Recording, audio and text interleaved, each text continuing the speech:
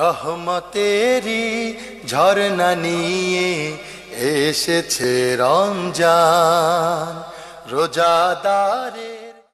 আসসালামু আলাইকুম রহমতুল্লাহি ওবরাকাতুহ। আলহামদুলিল্লাহি রব্বিল আলামিন ওয়াসসালাতু ওয়াসসালামু আলা সাইয়্যিদিল মুরসালিন ওয়া আলা আলিহি ওয়া সাহবিহি আজমাইন, আম্মা বাদ। সম্মানিত দর্শক, এই মুহূর্তে যে যেখানে বসে দেখছেন আমাদের আজকের আয়োজন শাহরুর রমাদান, আপনাদের সবাইকে সাদর স্বাগতম জানাচ্ছি। দর্শক, মাহে রমজানের বরকতপূর্ণ সময়গুলো আমরা অতিবাহিত করছি। অত্যন্ত গুরুত্বপূর্ণ সময় আমাদের জন্য।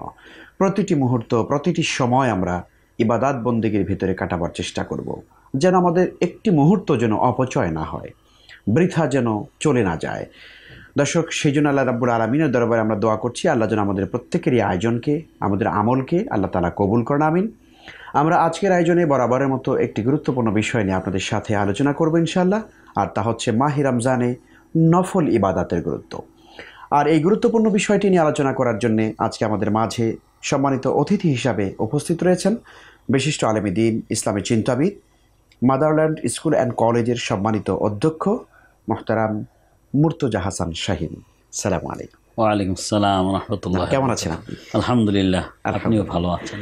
অনেক শুকরিয়া, আপনাকে ধন্যবাদ জানাচ্ছি আজকের আয়োজনে আপনি শরীক হয়েছেন। সেই জন্যে আমরা আজকে আপনার কাছ থেকে যে বিষয়ে আলোচনা শুনতে চাচ্ছি, দর্শকরা ইনশাআল্লাহ তারা আমাদের সাথে যোগ দিয়েছেন আপনার আলোচনা শোনার জন্যে। সেটি হচ্ছে মাহে রমজানের নফল ইবাদাত আমরা কি করতে পারি বা তার কি ফজিলত এবং গুরুত্ব রয়েছে, সে বিষয়ে যদি আপনি একটু শুরু করেন। ধন্যবাদ। আলহামদুলিল্লাহ রাব্বিল আলামিন ওয়াসসালাতু ওয়াসসালামু আলা সাইয়্যিদিল মুরসালিন ওয়া আলা আলিহি ওয়া আসহাবিহি আজমাইন।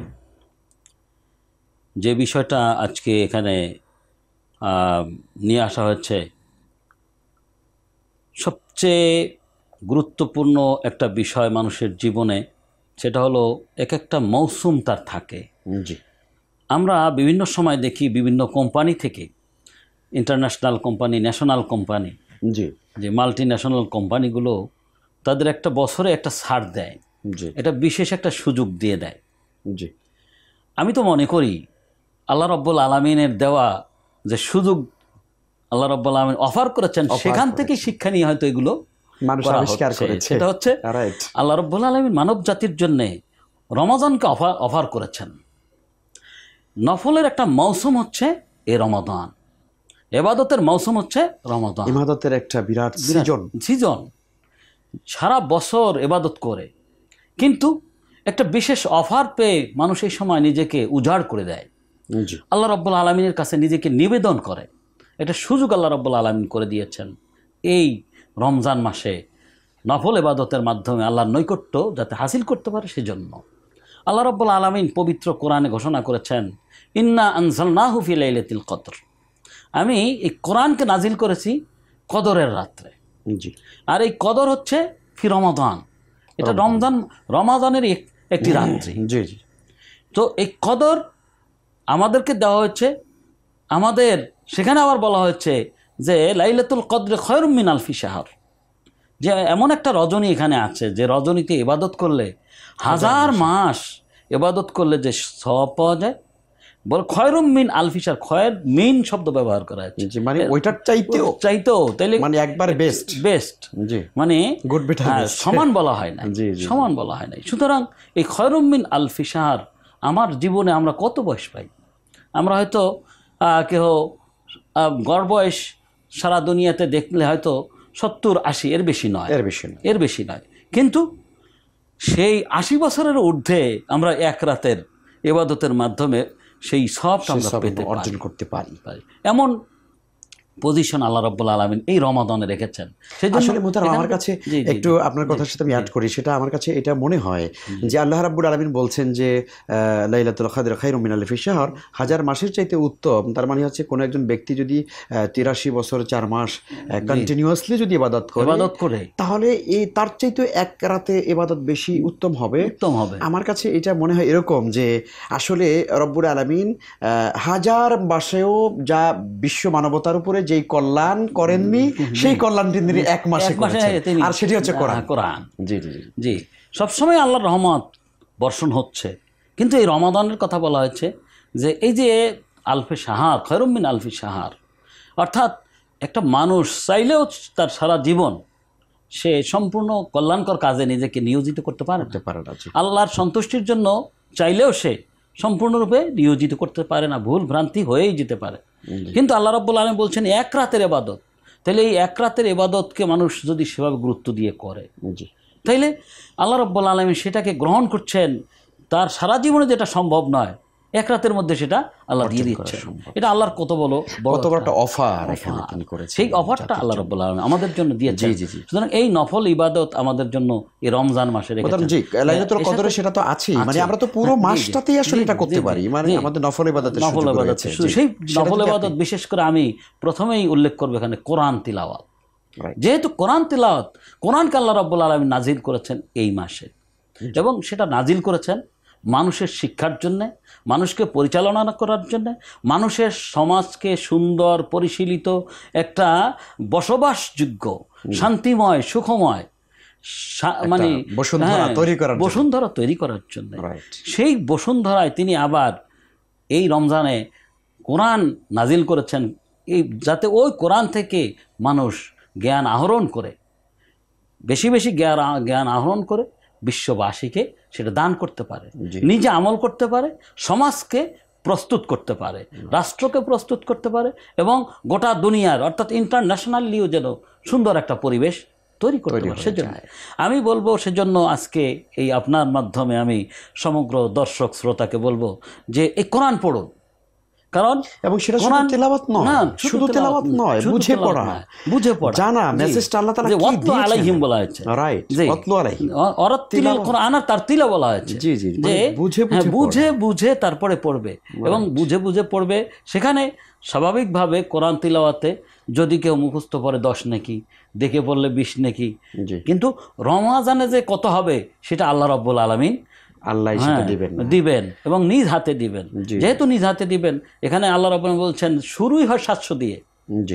তেলাওয়াত হোক, নামাজ হোক, শুরুই হয় তার নেক কাজ শুরু হয় 700 গুণ বেশি। তো তো 700 শব্দটারও কিন্তু একটা তাৎপর্য আছে। 70, 7 এবং 700 এর একটা তাৎপর্য আছে। এর মানে কোনো এর সীমা সরহাদ নেই, অগণিত। আল্লাহ রাব্বুল কত দিবেন সেটা আবার অন্য হাদিসে আল্লাহ রাব্বুল আলামিন বলছেন। রাইট, আপনি সুন্দর একটা তথ্য বলেছেন। মানে কোন হাদিসে ফজিলতের কথা বলতে গিয়ে যেখানে 70,000 বলা হয়, যে 70,000 ফেরেশতা, তার মানে অগণিত 70,000 নেক দেওয়া হবে, তার মানে অগণিত নেক দেওয়া হবে। সুতরাং আমরা 1 নাম্বার নফল ইবাদতের জন্য আমরা বেছে নিতে পারি কোরআন তেলাওয়াত, এবং এর ব্যবস্থা আল্লাহ করেছেন। কি সুন্দর করে করেছেন যে কিয়ামুল লাইল, তারাবি যেটা আমরা বলি, বলা হচ্ছে যে মান কামা লাইলাতাল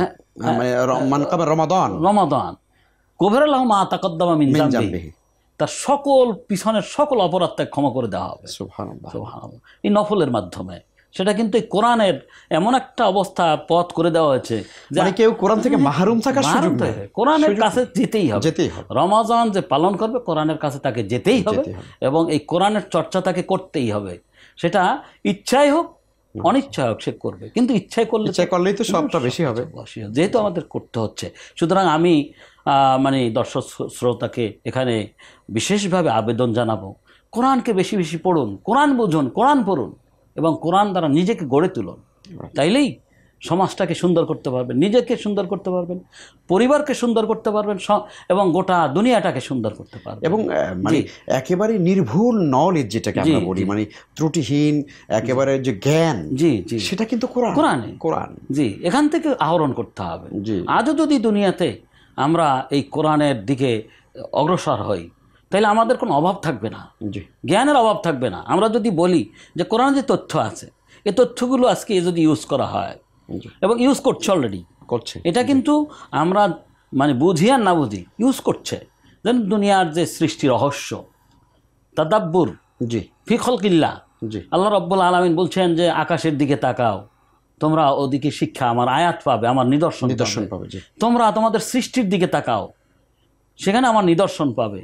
কোরআন যদি না পড়ে তাহলে এই নিদর্শন পাবে কোথায়? সুতরাং কোরআনকে বেশি বেশি পড়তে হবে, এই নফল ইবাদতের দিকে আমাদেরকে বেশি যেতে হবে। কোরআন 1 নাম্বার কথা আমি এটা বলতে চাই সকলকে, যে আমরা কোরআনের কাছে যাব। কোরআন নাজিলই হয়েছে এই জন্য যে কোরআনকে জানবো, বুঝবো। কোরআনকে আমরা বেঁধে কোনো জায়গায় রেখে দেবো আলমারির ভিতরে, সেটা আমাদেরকে মোহতারাম, এখানে আপনার সাথে একটু অ্যাড করি, রাসূল সাল্লাল্লাহু আলাইহি ওয়াসাল্লামের একটা হাদিস এটাও রয়েছে যে আল্লাহ রাসূল বলেছেন আফযালুল ইবাদাতি তিলাওয়াতুল কোরআন, মানে নফল ইবাদতের মধ্যে শ্রেষ্ঠ হচ্ছে তেলাওয়াতুল কোরআন। কিন্তু আমরা আমাদের মুসলিম সমাজে দেখা যাচ্ছে এটা একটা আমাদের হয়তো অজ্ঞতাই বলবো নাকি আমাদের অসচেতনতা, যে কোরআন আমরা পাশ কাটিয়ে রেখে, আপনি যেটা বললেন যে আমরা ওই কাপড় পেঁচিয়ে রেখে দিচ্ছি, কিন্তু আমাদের সমাজে একটা অজিফার বই দেখা যাচ্ছে। হ্যাঁ, অজিফার বই, কিছু কিছু অজিফার বই, যে এমন কিছু সেখানে বানোয়াট কথা এখানে বানিয়ে দেওয়া হচ্ছে যা আমাদেরকে আলোকিত করতে পারে না, আলোকিত করেই না, বরং আমাদেরকে আরো অন্যায় পথে নিয়ে যাওয়ার জন্য অনেক সময়, এবং সব বেদাতের পথে আমাদের, বেদাতের পথে শিরকের দিকে আমাদেরকে নিয়ে যাচ্ছে। এমন বক্তব্য সম্বলিত কিছু কথা বানানো থাকে যেগুলো সরলমনা মুসলিমরা আসলে না জানার কারণে ওগুলো আমল করছে তারা। আল্লাহ রাব্বুল আলামিন যেখানে বলছেন ফাকরাউ মা তায়াসসারা মিনাল কোরআন, জি, তোমরা যতটুকু পারো কোরআন পড়ো, সেখানে আমি কোরআন থেকে দূরে গিয়ে অন্যের বানানো কিতাব আমি পড়ি। তাইলে আল্লাহ রাব্বুল আলামিনের আদেশকে আমি বলবো একরকম ভায়োলেশন এখানে। এখানে আল্লাহর আদেশকে উপেক্ষা করা হচ্ছে। এই উপেক্ষা থেকে বাঁচতে হলে আমাদেরকে বেশি বেশি এই রমাদানে কোরআন তিলাওয়াত করতে হবে, এবং এই অভ্যাসটাকে সারা বছর আমাদের ধরে রাখতে হবে। অন্তত একটা আয়াত হলেও, দুইটা আয়াত হলেও, পাঁচটা আয়াত হলেও যেন আমরা প্রতিদিন পড়ি এবং বুঝে পড়ি, এবং সেভাবে আমাদের নিজেদেরকে গড়ে তুলি ইনশাআল্লাহ। জি, আর একটা কথা আমি বলতে চাই এখানে, যে এই কোরআন তিলাওয়াতের সাথে সাথে আর একটা ইবাদত কিন্তু সাথে আল্লাহ রাব্বুল আলামিন পেশ করেছেন, সেটা হইল সালাত। সালাত, কোরআন তিলাওয়াত আমরা রমাদানে যে খতমে তারাবি যেটা হয় সারা দুনিয়ায়, আমেরিকা, ইংল্যান্ড, তারপরে মুসলিম ওয়ার্ল্ড ছাড়াও যেখানেই মুসলিম আছে সেখানেই এটা হচ্ছে। এটা মুসলমানদের একটা বড় সংস্কৃতি। আরেকটা ব্যাপার কি অবাক করার মতো, যে আমরা তারাবির সালাত আমরা পড়ছি ইশার সালাতের সাথে, আবার দেখা যাচ্ছে 1 ঘন্টা 2 ঘন্টা বিশ্রামের পরে আবার তাহাজ্জুদের জামাত হচ্ছে, সেখানে আবার কোরআন তেলাওয়াতের কথা হচ্ছে। আল্লাহু আকবার, চিন্তা করা যায় না, কত সুন্দর একটা ব্যবস্থাপনা, মানে কি যে মুজাহাদা, কি যে সাধনা চলছে রাতের বেলাতে। আল্লাহ রাব্বুল আলামিন এবং তার রাসূল কি পরিকল্পনাটা আমাদের সামনে পেশ করেছেন, কত সুন্দর করে পরিকল্পনাটা পেশ করেছেন, যে পরিকল্পনার মাধ্যমে আমাদেরকে নিয়ন্ত্রণ করছেন। প্রতিটি ক্ষণ, প্রতিটি মুহূর্ত আমরা কিন্তু সেই নিয়ন্ত্রণের মধ্য থেকে আমাদের, এবং সত্যিকারে যদি একটা মুরাকাবা, মুজাহাদা যা বলি না কেন, সবকিছু কিন্তু এখানে আছে। এবং একটা মানুষ সত্যিকারে যদি ওই রাতে দাঁড়িয়ে, রমজানের রাতে দাঁড়িয়ে তাহাজ্জুদ পড়েন, কিয়ামুল লাইল করেন, তারাবি পড়েন, আমি মনে করি, আমার অন্তত বিশ্বাস, যে ওই লোকটার জীবনে কোনো অশান্তি থাকতে পারে না। সে যখন সেজদায় গিয়ে যখন পড়ে থাকবে, তখন তো তার কলিজার মধ্যে এমনি প্রশান্তি চলে আসে। সুবহানাল্লাহ। এবং আরেকটা বিষয় আপনি এখানে আমাদের লক্ষণীয়, যে মানুষটা আল্লাহর কাছে এত নিবেদিত, যে মানুষটা নিজেকে আত্মশুদ্ধির জন্য এতটা শ্রম সাধনা করছেন, সেই লোক কি কারো অন্যায় অর্থাৎ কারো প্রতি অপরাধ করতে পারে, করতে পারে, কারো প্রতি জুলুম করতে পারে? সম্ভব না। সুতরাং কোরআন মানুষকে জুলুম থেকে বাঁচাতে এসেছে। সালাত মানুষদেরকে সালাত অন্যায় কাজ থেকে, ইন্নাস সালাতা তানহা আনিল ফাহশা ওয়াল মুনকার, কি সুন্দর করে সেটা আমাদের। অনেক শুকরিয়া আপনাকে। আমরা আলোচনা আবারও ফিরবো, একটা বিরতির সময় হয়ে গেছে আমাদের। প্রিয় দর্শক, আলহামদুলিল্লাহ আমরা আলোচনা শুনছিলাম, অত্যন্ত চমৎকার আলোচনা, যে মাহে রমজানের নফল ইবাদত গুলোর ফজিলত এবং তার মর্তবা বিজ্ঞ আলোচক আলোচনা করছিলেন। আলহামদুলিল্লাহ আমরা একটি বিরতির পরে একই আলোচনা আপনাদের সামনে আবারও ফিরে আসছি ইনশাআল্লাহ। রহমতেরি ঝরনা নিয়ে এসেছে রমজান, রোজাদারের জন্যে রোজা। প্রিয় দর্শক, বিরতির পরে আপনাদের সবাইকে আবারও স্বাগত জানাচ্ছি শাহরুর রমাদান অনুষ্ঠানের আজকের পর্বে। আমরা আলোচনা করছি মাহে রমজানে নফল ইবাদত এই বিষয়ে। আলোচনা করছেন বিশিষ্ট ইসলামী চিন্তাবিদ অধ্যক্ষ মুর্তজা হাসান শাহীন। জি মোহতারাম, আমরা আবারও আসছি আপনার কাছে। আপনি যে বিষয়টা বলেছিলেন, যে একটা মানুষ যখন রমজানে এই তেলাওয়াত এবং সালাতের ভিতরে যখন নিবেদিত হয়ে যায়, তখন সেই মানুষটার দ্বারা কারো উপরে জুলুম করা সম্ভব না। জি জি। এবং তার দ্বারা সমাজের উন্নতি ছাড়া কোনো ক্ষতি হওয়ার সম্ভাবনা কল্পনাই করা যায় না। যেটা আমাদের আজকে এই সমাজকে কুড়ে করে খাচ্ছে, সেটা হলো অনেক সময় এই পরহেজগার লোকগুলোকে খুব মানে ওরা তির্যকভাবে দেখা হয়। এটা কিন্তু ইমানের বড় ধরনের একটা, আমি বলবো যে ইমানের যথেষ্ট ঘাটতি হওয়ার কারণে আমাদের সমাজে এমন তৈরি হয়েছে। যে আমাদের প্রত্যেকেরই উচিত এদিকে দাবি হতে হওয়া, অর্থাৎ কোরআন তেলাওয়াত সাথে সাথে এই সালাতের দিকে ধাবিত হওয়া। বোধহয় আপনার সাথে অ্যাড করি, আপনি যে কথাটা বলেছেন ঠিকই, যে কোরআনের কারিম যদি কেউ তেলাওয়াত করে তাহলে তার পরিবর্তনটা অনিবার্য, এটা হবেই। জি। আমরা এটা দেখছি আজকে যে ইউরোপের মানুষগুলো আজকে শান্তি না পেয়ে তারা শান্তির ঠিকানা খুঁজতে গিয়ে তারা কোরআন পড়ে। জি। আমি দেখলাম একজন বোনকে জি। যে তিনি বলছেন যে আমি বিভিন্ন ধর্মের গ্রন্থ পড়েছি, কিন্তু কোরআনে কারিম পড়তে গিয়ে আমি ইসলাম ধর্ম গ্রহণ না করে আর পারলাম না, বাধ্য হয়ে গেছি। জি, জি, বাধ্য হয়েছে। সুবহানাল্লাহ, যে জি, এটা কোরআন পড়তে গিয়ে সে ইসলাম কোরআনের গ্রহণে কত বাধ্য বড় হয়ে গেছে। মুজিজা, মানে কত কোরআন তাকে এমন ভাবে ধরেছে যে সে আর ইসলাম কবুল না করে আর পারেনি। সুবহানাল্লাহ। তাহলে এই কোরআন, জি যে কোরআনের মানে আকর্ষণ কতটা, জি জি, কোরআনের আকর্ষণ কতটা, সেটা কিন্তু এখানে প্রমাণ। ওমর রাদিয়াল্লাহু তাআলার জীবনটা আমরা এখানে জানি সবাই। আজও যদি কোরআন তেলাওয়াত করে, আমরা কারি বাসেতের খবর কথা আমরা জানি। জি, আজও যদি তেলাওয়াত করে মনে হয় যেন এখন আল্লাহর বাণী নাজিল হচ্ছে, মানে কলিজা ছিঁড়ে যাওয়ার মতো অবস্থা। হ্যাঁ, এমন এত আকর্ষণ আল্লাহ রাব্বুল আলামিন এটার মধ্যে দিয়েছেন। জি। সেই কোরআনের প্রতি মায়া মহব্বত আমাদের এই রমাদানের মধ্যে মাধ্যমে তৈরি করা হচ্ছে। আল্লাহ রাব্বুল আলামিন সুযোগ করে দিয়েছেন, সুতরাং এই সুযোগটা আমাদের গ্রহণ করা উচিত। সালাত যে বিষয় বলছিলেন, সালাতের দ্বিতীয় নম্বরে এই যে সালাত, আমরা যেটা কথা বলছিলাম যে আমরা আরো বেশি বেশি সালাত আদায় করতে হবে। তাহাজ্জুদ, যে তাহাজ্জুদের সালাত, এটা এমনিতেও কিন্তু সুন্নাত। জি। আপনার আল্লাহ রাব্বুল আলামিনের কাছে যদি কেউ প্রিয় হতে চায়, জি, তার জন্য তাহাজ্জুদ বিকল্প নাই। আল্লাহ রাসূলের ব্যাপারেও রাখেন নাই, আল্লাহ তাআলা ফরজ করে দিয়েছেন তার প্রতি। ফাতাহাজ্জাত বিহি বলা হয়েছে, নাফিলাতাল্লাহ, আসা ইয়াবআসাকা রাব্বুকা মাকামান মাহমুদা। জি, ইবাদত তোমাকে মাকামে মাহমুদে পৌঁছাতে হবে। সুতরাং মাকামে মাহমুদে যেটাকে রাসূল পৌঁছাবে, সেই বিষয়টাকে আমরা যদি ধরি, তারা নিশ্চয়ই আমাদের জন্য সেই প্রশংসার জায়গা অপেক্ষা করছে। সেখানে যাওয়ার জন্য আমাদেরকে তাহাজ্জুদকে ধরতে হবে। এবং এতটা মোক্ষম সময় এটা, দেখেন আমরা যখন সাহারি খেতে তো উঠি, একটু আগে উঠলাম, হ্যাঁ একটু আগে উঠলাম, এখানে নামাজ পড়ে নিলাম, আল্লাহর কাছে বললাম, এখানে যত বড় লম্বা যত পেরেশানি, যত কষ্ট, যত অভাব, আল্লাহর কাছে এখানে আমি সবকিছু ঢেলে দিলাম, আমার অন্তর উজাড় করে সেখানে কথা বললাম যে আল্লাহ, আমার তো সুযোগ এটা, তুমি বলেছো, তোমার কাছে আমি এখন ধর্ণা দিচ্ছি, তুমি বলছো চাও, আমি দেব, এখন আমি চাচ্ছি তুমি আমাকে দান করো। আস্তাজিব লাকুম, তুমি বলেছো, সুতরাং আমি তো ইস্তেজাব করছি, অর্থাৎ আমি চাচ্ছি তুমি আমাকে কবুল করে নাও, আমাকে দাও। আল্লাহ রাব্বুল আলামিন উপেক্ষা করতে পারেন না।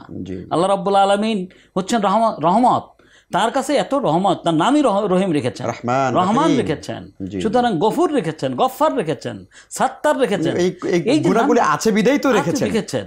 সুতরাং এই গুণ দিয়ে আমাদেরকে আবার তিনি সহযোগিতা করেন। আমরা যতই অপরাধী হই না কেন, আসলে যদি আল্লাহর কাছে আমি পাহাড় পরিমাণ গুনাহ যদি করি, আর আল্লাহর কাছে যদি আমি ক্ষমা চাই, আল্লাহ আমি গুনাহ করেছি, মাফ করে দাও। তুবু ইলাল্লাহ, আল্লাহই বলছেন তুবু ইলাল্লাহ, আল্লাহর দিকে ফিরে যাও, আল্লাহর কাছে তওবা করো, এবং তাওবাতান নসুহা করো। এখানে নাসুহার কথা উল্লেখ করা হয়েছে, যে তাওবাতান নসুহা, ওই নসুহা যেভাবে তওবা করেছিলেন সেভাবে যদি তওবা একাগ্র চিত্তে তওবা করো তোমরা, চিত্তে, তাইলে আমরা এই তওবা, এটাও রমজানের অন্যতম বৈশিষ্ট্য। আল্লাহ রাসূল সাল্লাল্লাহু আলাইহি ওয়াসাল্লাম এই রমাদান এলে খুব বেশি বেশি তওবা করতেন। এই তওবাটা আমরা এই সালাত, কোরআন তেলাওয়াত, তওবা, তিনটাকে যদি এক লাইনে নিয়ে আসি, তাহলে দেখতে হবে যে একটার সাথে আরেকটা জড়িত। আমরা সালাতের মধ্যে তওবা আমাদের পাচ্ছি, আবার সালাতে তেলাওয়াতও আছে। তাইলে আমি একই সাথে তেলাওয়াত করতে পারি, তেলাওয়াত শুনতে পারি, আল্লাহর কাছে ক্ষমা চাইতে পারি, এবং সেখানে আল্লাহ রাব্বুল আলামিন কত সুন্দর করে বলছেন যে রব্বানা তাকাব্বাল মিন্না ইন্নাকা আনতাস সামিউল আলিম, রব্বানা যালামনা আনফুসানা ওয়া ইল্লাম তাগফির লানা ওয়া তারহামনা লানাকুনান্না মিনাল খাসিরিন। এই যে আয়াতগুলো খুব সুন্দর করে মানে মনে হয় যে গোটা দুনিয়াটাকে একটা আয়াতের মধ্যে ঢেলে দেওয়া হয়েছে। সুবহানাল্লাহ। রব্বানা ফাগফির লানা যুনুবানা, কত সুন্দর করে কথা, আমার গুনাহগুলো মাফ করে দাও, ওয়াকাফির আন্না সাইয়্যাতিনা, এবং আমার সমস্ত অপবিত্রতা দূর করে দাও। কত সুন্দর করে, তাওয়াফানা মা'আল আবরার, আর নেককারদের সাথে আমাকে শামিল করে দাও। আমি যখন নামাজে এটা তেলাওয়াত করব, সেই হৃদয় যদি আমার থাকে, আল্লাহ রাব্বুল আলামিন দেওয়ার জন্য তো প্রস্তুত আছেন, দিবেন না কেন? অনেক সময় আমি অনেক এরকম, আল্লাহ তুমি দিবা না কেন আমাকে, সেইভাবে দাবি করে আল্লাহর কাছ থেকে আনা যায়। সুতরাং দাবি করার জায়গাই তো ওটা, দাবি করার। সেই জন্য আমি আজকে এই দর্শক শ্রোতাদের সামনে উপস্থাপন করতে চাই, বেশি বেশি তেলাওয়াত করুন, নামাজে দাঁড়িয়ে বেশি বেশি তেলাওয়াত করুন। হ্যাঁ, মুখস্থ যদি কম থাকে তাহলে আলাদাভাবে নামাজ শেষ করে আবার তেলাওয়াত করুন, আবার ওখানে যতটুকু আপনি পাচ্ছেন সেটুকু তেলাওয়াত করুন। তাইলে ইস্তেগফারের যেমন সুযোগ আসবে, তেমনিভাবে তাওবার সুযোগ আসবে, তেমনিভাবে আপনার মানে তেলাওয়াতের সুযোগ আসবে। তিলাওয়াতের সুযোগ আমরা এখানে হাদিসে রাসূল সাল্লাল্লাহু আলাইহি ওয়াসাল্লামের জীবনটা যদি একটু তাকাই তাহলে দেখি এখানে যে আল্লাহ রাসূল এত তাহাজ্জুদ, মানে ওনার তাহাজ্জুদ তো মিস হতো না কখনো। মিস হতো না। তাহাজ্জুদ পড়তে পড়তে উনি দীর্ঘ সময় দাঁড়িয়ে থাকতে থাকতে ওনার কদম ফুলে উঠতো, ওনার পা ফুলে যেত। তখন দিনের বেলা সাহাবায়ে কেরাম হুজুরকে দেখলে বুঝতে পারতেন চেহারা ফুলে গেছে, পা ফুলে গেছে। তখন সাহাবায়ে কেরাম খুব আক্ষেপ কষ্ট নিয়ে হুজুরের কষ্ট দেখে তারা বলতেন যে ইয়া রাসূলুল্লাহ, আপনার গুনাহ খাতা মাফ হয়ে গেছে, আপনি কেন এত কষ্ট করেন? তখন রাসূল বলতেন যে আফালা আকুনা আবদান শাকুরা, আমি কি শুকরগুজার বান্দা হব না? কত সুন্দর কথা, আল্লাহু আকবার। তো এটার একটা আরেকটা বিষয় যে এই ফ্যামিলিকে যে এর আন্ডারে নিয়ে আসা একটু, আর আমি নিজেই করা না। আয়েশা রাদিয়াল্লাহু তাআলা আনহা বলেন রাসূল সাল্লাল্লাহু আলাইহি ওয়াসাল্লাম রাতে উঠতেন, আমাদেরকে জাগাতেন এবং পরিবারবর্গকে জাগাতেন, সকলকে এই বিশেষ করে রমজানের শেষ দশকে তো সবাইকে জাগাতেন। এবং এই শেষের দশকে রাসূল সাল্লাল্লাহু আলাইহি ওয়াসাল্লাম এতটাই পেরেশান হয়ে যেতেন ইবাদতের জন্য, বিশেষ করে এতেকাব। এবং সেই এতেকাবের উদ্দেশ্য তো আসলে ওই তাওবা, ওই যে কোরআন তেলাওয়াত, ওই সালাওয়াত, সালাত, এইগুলোকে সামনে নিয়ে আসা। সো আল্লাহ রাব্বুল আলামিন এই সুযোগটা আমাদেরকে করে দিয়েছেন। সেই সাথে আর একটা বিষয় এখানে উল্লেখ না করলেই নয়, যেটা আমি বলবো যে আমাদের সমাজে এটার বড় একটা ঘাটতি আছে, সেজন্য এটা বেশি আলোচনা করা দরকার, গোটা দুনিয়ার মানুষের সামনে এটা উপস্থাপন করা দরকার যে সাদাকা, দান করা, নফল দান খয়রাত। রাসূল সাল্লাল্লাহু আলাইহি ওয়াসাল্লাম এই রমজান আসলে যখন এরপর জিবরিল তার কাছে, তিনি তো আজাদুন নাস ছিলেন, মানুষের মধ্যে সবচেয়ে দানশীল, সবচেয়ে বড় দাতা ছিলেন। রমাদানে যখন জিবরিল আলাইহিস সালাম আসতেন তখন তার দানের প্রবাহটা এমন ভাবে বেড়ে যেত যেটা প্রবাহমান বাতাসের চেয়েও গতি পেয়ে, এবং রাসূল বলছেন যে আমার সামনে যদি অহুত পরিমাণ স্বর্ণ আসে তাহলে আমি 3 দিনের মধ্যে আমি এটাকে শেষ না করতে পারলে আমি শান্তি পাবো না। সুবহানাল্লাহ, সুবহানাল্লাহ।